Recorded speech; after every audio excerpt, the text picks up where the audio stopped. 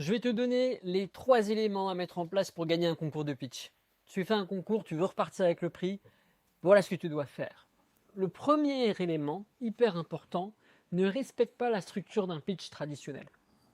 La structure d'un pitch traditionnel, c'est quoi? C'est catchphrase, problématique, solution différenciante, roadmap, etc., etc. Ce que tu fais ChatGPT, c'est certainement cette structure si tu lui demandes. Évite ça, ça va te permettre de sortir du lot dès le départ. Tout le monde va faire la même structure. Toi, tu vas directement sortir du lot en changeant de structure. Ce que tu dois faire, c'est simplement répondre à 2 questions. Est-ce qu'il y a un vrai marché? Est-ce que ton service répond à un vrai problème? Est-ce qu'il y a un marché pour ton produit, ton service? Et deuxièmement, est-ce que ton produit, ton service est différenciant de celui de tes concurrents? Si tu réponds à ces 2 questions, tu vas couvrir l'exercice du pitch, tu vas rassurer les juges et tu vas leur donner envie d'investir dans ton aventure. Deuxième chose que tu dois faire, c'est faire très attention à viser non pas la problématique seulement de ta cible client, mais aussi à faire en sorte que les juges comprennent cette problématique. Souvent, les juges d'un concours, ils sont assez différents de tes clients. Je te donne un exemple. J'ai un client qui est venu vers moi, il devait faire un pitch, il travaillait qu'avec des hôteliers. Donc il leur expliquait comment le fake booking, ils prennent 10% de leur commission et qu'il allait leur éviter que ces 10% soient, etc., etc. C'était la problématique de ses clients.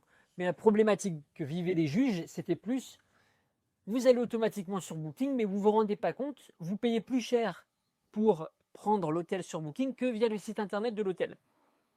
Moi, je fais en sorte de résoudre ce problème.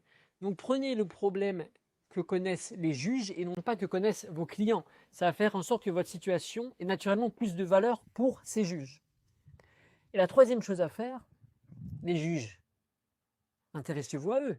Allez voir leur LinkedIn, allez voir leur Insta, qu'est-ce qu'ils aiment, c'est quoi leur valeur, et essayez d'appuyer dessus. S'il y en a un qui adore la mode, vous pouvez par exemple avec l'hôtelier, il adore la mode, vous pouvez lui dire c'est un peu comme dans la mode, vous savez, vous avez les petites mains qui font le travail difficile, et puis derrière vous avez la grande distribution qui prend une énorme marge. C'est pareil avec les hôteliers et Booking. Par exemple, intéressez-vous à la fois à leur valeur et à leur point d'intérêt et essayez d'appuyer dessus dans votre pitch.